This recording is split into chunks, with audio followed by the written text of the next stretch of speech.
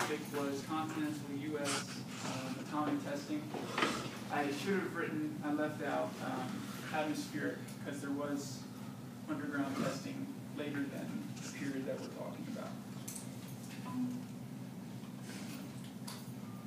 Before we get started, there's a few things I'd like to clarify.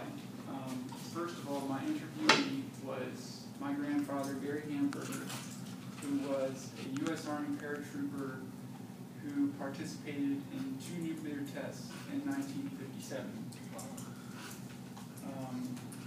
Also, just a few other, vocabulary things. Atomic explosions, in a testing sense, were referred to as shots, and the power of atomic weapons is measured in kilotons and megatons.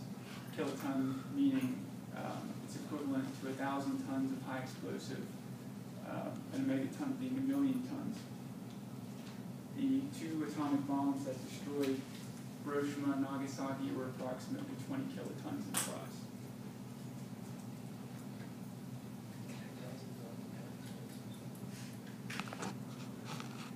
So as everyone here is aware, atomic weapons won armed war with Japan in 1945, even though they were still highly experimental in nature. After the war, the United States military detonated several more nuclear weapons at the Bikini and Eniwak atolls in the Pacific Ocean.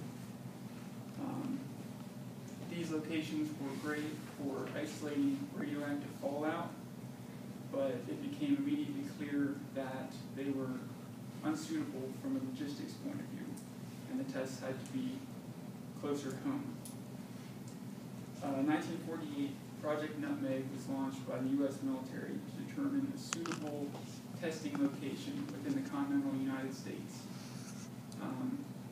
And the study recommended an area in southern Nevada, approximately 65 miles northwest of Las Vegas, which was also located within the confines of Nellis Air Force Base.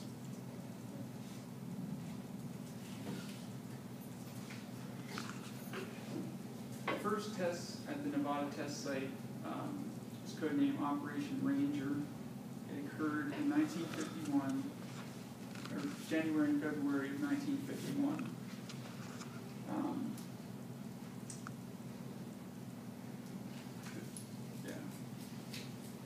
The military wanted to see how U.S. soldiers would respond to nuclear weapons because by that time the Soviet Union possessed nuclear weapons and they were being proposed for use during the Korean conflict.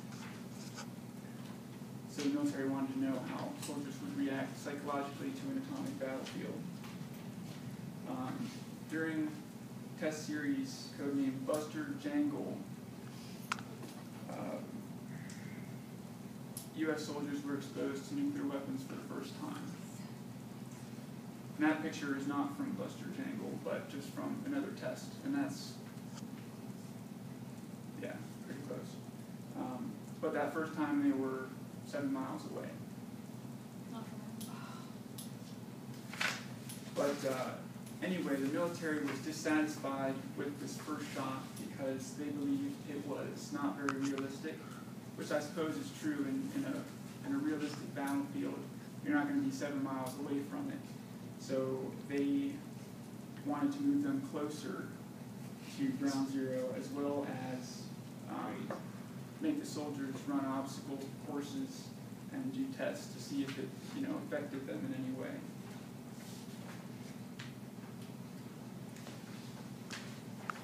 All in all, 119 detonations occurred at the Nevada test site from 1951 to 1958. In addition to the 2 we talked about already, these were the additional test series. Tumbler Shaper, Upshot Knothole, Teapot, Project 56, Plum Bomb, Project 58, and Hardtack Phase 2.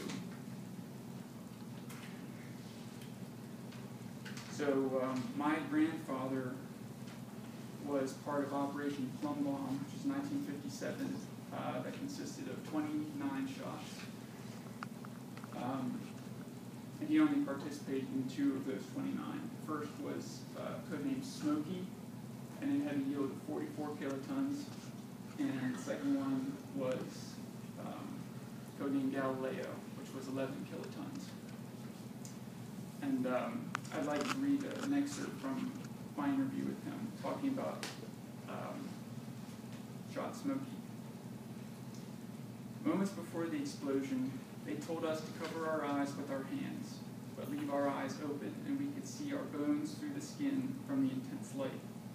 About 30 seconds later, a shock wave hit us, knocking us over. The mushroom cloud rose into the air with vibrant colors of pink and purple. Once we were up, we were all hungry, since they hadn't served breakfast yet, and we did the crawl and disassembly time test, where we were timed and taking apart and reassembling our rifles. Then we went home to shower. I had no radiation sickness, although some others did, sometimes to a great extent. My hair turned blonder than usual as a result, but the Army assured us that we were in no danger, and I believed them. We drove through the debris field of Smoky the day after the test and observed the destroyed vehicles and buildings that was there before the explosion.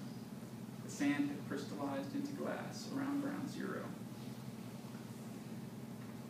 What these men did not know at the time is that they were standing only 2.5 miles away from Ground Zero of a bomb twice as powerful as the ones used against Japan.